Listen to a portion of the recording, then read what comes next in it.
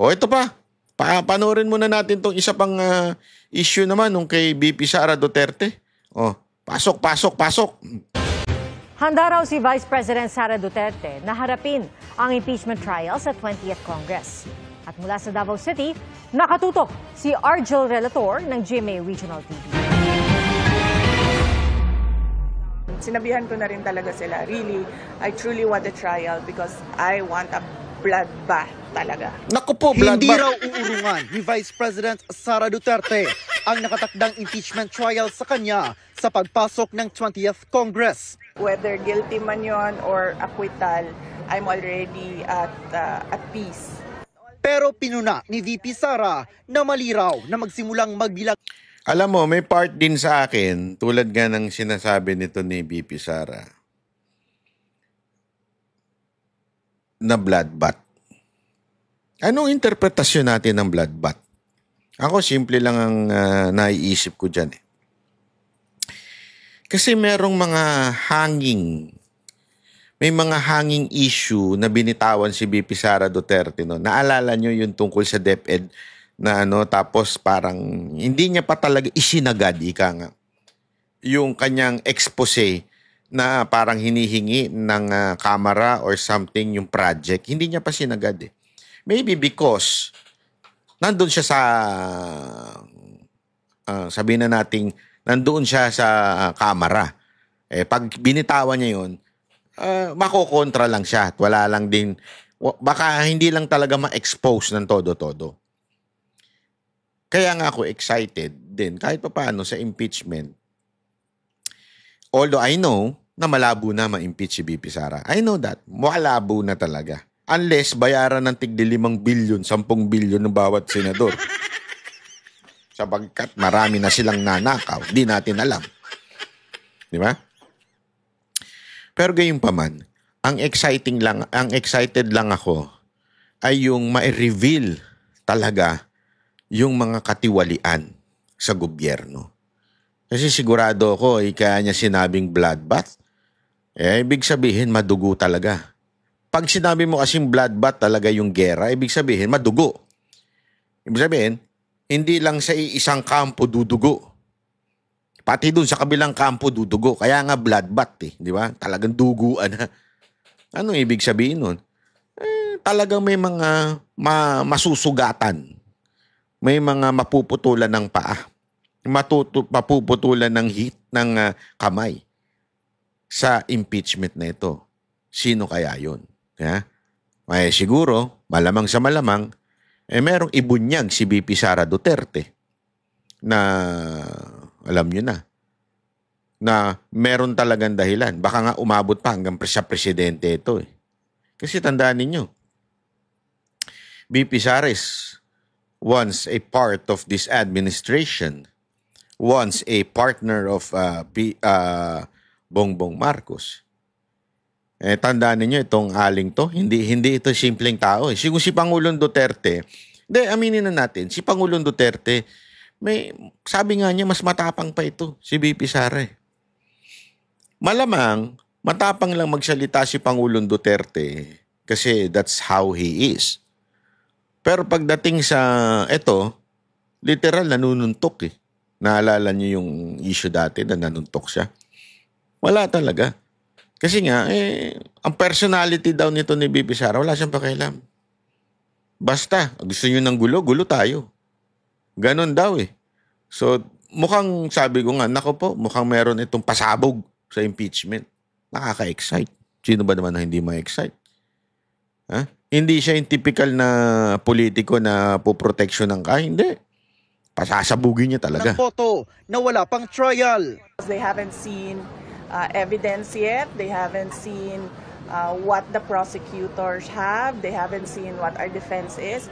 So, parang mali siguro na magbilingan ng boto ng walang trial. Hindi na rin daw nagulat ang bise sa umano'y pagiging kasapi ni na presumptive party list representative Chal Jokno at Leila de Lima sa prosecution team sa impeachment trial. They've been very vocal anti-Duterte since birth. Nako, patay tayo dyan. Sasabihin na naman ni Yussi Claire Castro, ayan na naman, fake news si BP Sara Duterte. Bakit niya sasabing anti-Duterte si De Lima at saka si Jokno? Eh hindi pa sila nakakapagsalita mula nung bata sila, nung baby sila. Paano niya nalaman na anti-Duterte?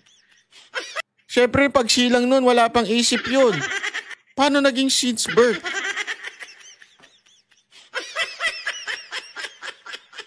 Kung papaganon ka na lang talaga eh.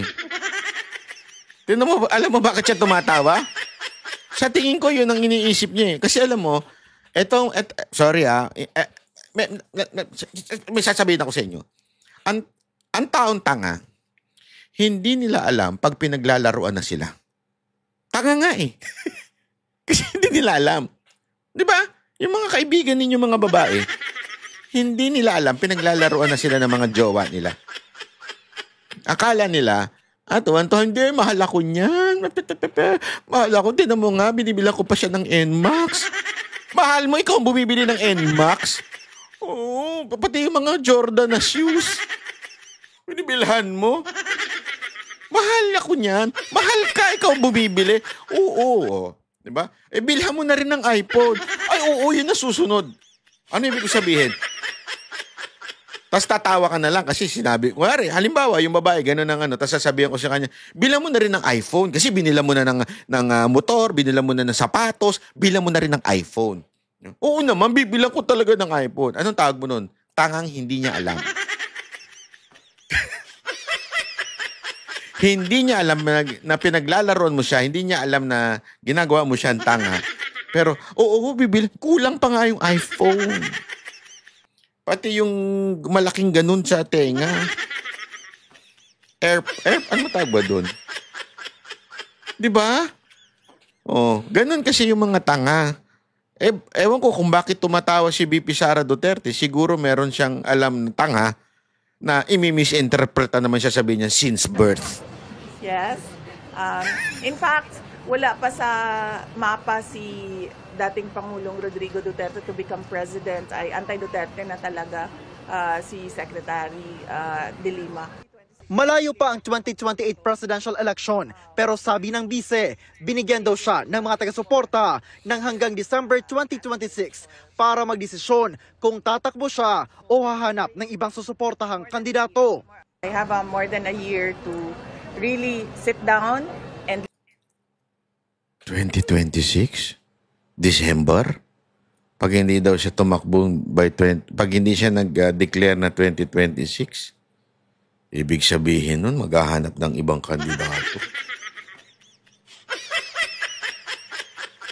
Madam, parang awa nyo na, tumakbo naman kayo. Pangalawa nyo na to. Ayaw nyo pa tumakbo noong 2022, nagkaloko-loko tayo. Pwede ba tumakbo na kayo ngayon? Sige na. list down the pros and cons as I did at 2021 with regard to running for president. Sa katatapos naman na eleksyon, proud daw ang bise sa mga senatorial candidate ng PDP laban kahit hindi raw ito ang inasahan nilang resulta. Ngayong umaga, dumalo si VP Sara sa Thanksgiving Mass sa Carmelite Church sa Davao City matapos ang eleksyon 2025. Naroon din ang kapatid na si Davao City 1st District Representative Paulo Duterte at mga anak ni Kong Pulong na sina 2nd District Representative-elect Omar Duterte at 1st District Councilor-elect Vigo Duterte. Sabi ni VP Sara, nagkausap na umano sila ng amang si dating Pangulong Rodrigo Duterte hinggil sa resulta ng eleksyon, mga ginagawa sa impeachment at ukol sa ICC case ng ama.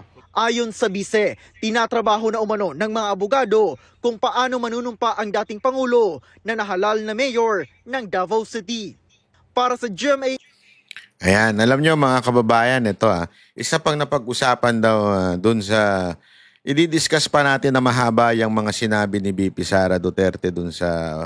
Ewan ko kung press con yun. Pero isa sa mga binanggit niya doon ay siya mismo nagsabi kay Pulong Duterte na kung mag-speaker ka. Alam mo, hindi magsasalita si BP Sara ng ganun kung alam niyang walang suporta sa kamera. Kasi ang binabanggit ng ibang mga balalay ni Romualdez nasa kanila pa daw ang majority.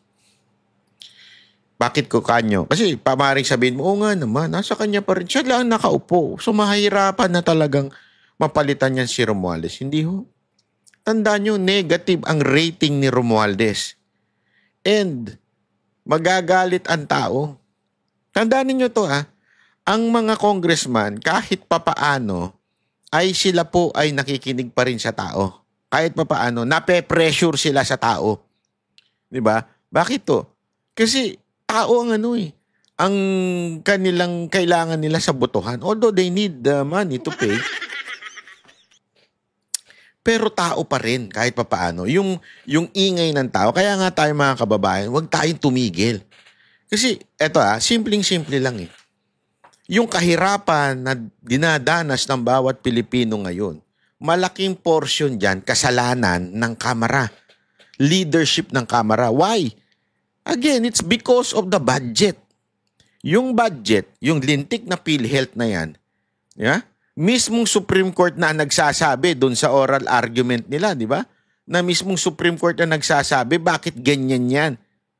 Di ba dapat hindi yung mismong isang Supreme Court Justice nga doon grabe yung karanasan niya sa PhilHealth. Pangalawa, yung mga budget na blanco na nawala, yung mga proyekto, ibig sabihin, nararamdaman ng taong bayan yan. Aside from pinakita nila yan through the trust rating ni Romualdez, ito pang nakaraang eleksyon, kung hindi pa nga nandaya yung ibang mga animal na congressman dyan sa Maynila. May alam ako. Malamang sa malamang, hindi nanalo yung mga yan. Di ba? So, yun lang kasimple mga kababayan. Yan po yung mga simpleng katanungan na mahirap sagutin. Mahirap sagutin yan ng diretso. Simpleng-simple ang mangyayari dyan. Ano kanyo? Eto, may pag-asa si Pulong. May pag-asa si Pulong na maging speaker. Hindi pwedeng masabi mong na kay Romualdez lahat ng ng kumpiyansa. Hindi. Una, ramdam na ng mga Pilipino, gutom na sila dahil sa kagagawan at katarantaduhan ng leadership ng Congress. Sila kasi nag-ayos ng budget kaya nga nakita nyo naman sa trust rating, negative. Tapos ito pang eleksyon, ang dami pang tumumba. Talagang graduate, ika nga, di ba? Kasi nga, humina na sila. Dahil dyan, tandaan ninyo, marami sa mga congressman balimbing. Tandaan ninyo, dati lahat yan, Duterte yan. Naisipin nyo to dating lahat mga Duterte yan. Tapos, nung si Romualdez na speaker, lahat sila ngayon, Marcos na. Ganun lang naman yun pero naramdaman na nila ang yanig ng Duterte ngayon 2025 election. Posible talaga magbaliktaran yan. And remember, don't ever forget, si VP Sara Duterte, according to PRRD mismo, had a plan. O sabihin na natin sabi nga ni PRRD noon, nagku sa pagbabago ng leadership ng Kamara. Naalala nyo nun? Before the SONA or during, mismo dun sa SONA, bago magsalita si PRRD, nagkaroon ng coup na palitan yung speaker. At ang sabi ni Pangulong Duterte, may kagagawan niya, walang iba kung hindi si VP Sara Duterte. Kaya naniniwala ako, posible na si Pulong ang sumunod na speaker. Yan ang totoo. Posible talaga. Nagawa na ni VP Sara Duterte noon hindi yung lakas niya at that time was perception. But this time, yung lakas niya nakita, na-demonstrate na at nakita na ng mga congressman yung lakas niya. Yung before that time perception pa lang kasi yan, ganito, di ba? Perception. Duterte yan. Kasi isipin niya, that kind of coup is the anointed Speaker of PRRD and yung kaibigan ni VP Sara Duterte. So somehow, pwede nating sabihin na against yung labanan na yun, bata ni PRRD at bata ni VP Sara Duterte. Hindi natin pwede kasing sabihin na kaya naman malakas si VP Sara Duterte that time because of his father. Hindi! Kasi yung ang nilabanan niya yung bata o yung nilagay ni Pangulong Duterte as a speaker. So, head-on talaga yun. Perception pa lang yun. How much more ngayon na nakita na demonstrate na niya yung strength niya through this 2025 election. Yung mga binanata niya hindi nanalo. Yung Cebu na lang, mga kababayan, yung kanyang inendorsong gobernador. Hari, yung si Gwen, naku po, napaka niyan. Siga niya sa Cebu. Napatumba niya. With margins of talaga yung pagkapanalo. So anong ibig sabihin nun? It's really possible. At ako excited ako dun. Na si Pulong, just in case. Kaya lang kasi si Pulong, hindi po kasi yun. Yung kasi mga anak ni PRRD, hindi sakim sa kapangyarihan. Hindi sila yung ganun na tipo. Siguro iba yan, medyo pa. Kasi ngayon, isipin nyo mismong kaalyado niyang si Toby Tiangco na isang congressman na bata ni Marcos, nilaglag nga si Speaker Romualdez.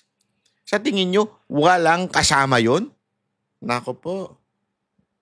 Remember, this is politics. Paano kung nag-usap yun? Ayaw ko sa inyo, lawakan nyo, isip nyo mga kababayan. Nagkabusitan dyan kasi alam nyo, mga taong greedy. Wala akong tinutukoy kung sino Ang mga taong greedy, sakim yan. Talagang kakamkan at kakamkam yan. Hindi mo kasi pwedeng sabihin na porket mayaman ng isang tao, titigil na sa pagkamkam ng pera. Hindi. Mas lalong nagiging greedy ang mga mayayaman. Sorry to say hindi sila nasasatisfy sa greediness nila Tuloy-tuloy yan nagiging greedy. And pag may naging greedy, lumalabas? Lagi nyo tatandaan to. Sa kasaysayan, in the history of human being, pag may greedy, may inggitero. Bakit? Sasabihin, bakit siya? Ang dami niya nang naneknok, nanakaw. Paano naman kami? Dapat meron din kami. Kaya nga nagkakalaglagan. Yun ang totoo niyan.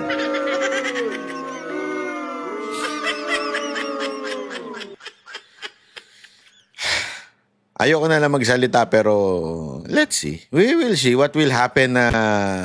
Ako excited ako this 2025 This 2025 would really be an exciting part itong darating na itong sa politika. Kaya maraming salamat. Huwag nyo naman kalimutan mag-follow dyan sa Facebook. At syempre dyan sa TikTok ko nasa kanan. Makakita nyo naman iscan nyo lang mga cellphone nyo yan para makapag-subscribe, follow kayo sa Facebook and TikTok. At syempre, dito na rin sa YouTube, di ba? So maraming salamat po. Mag-ingat po kayo. Sana ay pagpalain kayo. And God bless the Philippines. Kami ang boses ng masa, hindi natatakot. Katotohanan lang, di kami nalulunod. Walang bahid ng sismis, lahat ay totoo. Kahit sino ka pa, pag mali ka babanatan ka. Walang pinipili kulay, wala kaming kinikilingan. Basta para sa bayan, kami lalaban. Pag tama palakpakan, pag mali banatan. Di matitinag, di matatakot, para sa bayan tuloy ang sigaw. Sa harap ng kamera, walang halong takot. mga baluktot, lahat kayo'y tutumba. Ang hustisya at totoo, yun lang ang mahalaga. Kahit sinong harang, di kami matitinag. Walang pinipiling kulay, wala kaming kinikilingan. Basta para sa bayan, kami lalaban. Pag tama palakpakan, pag mali banatan. Di matitinag, di matatakot, para sa bayan tuloy ang sigaw. Kung nasa tama ka, ikaw ay aming kasama. Pero pag mali ka, handa ka na bang mabasag? Banateros kami, walang inuunan, dahil bayan muna bago ang sarili.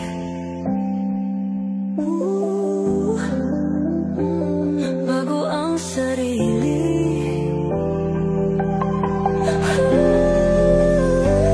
Pag tama palakpakan, pag mali banatan. Banateros ang sigaw, katotohanan ang laban.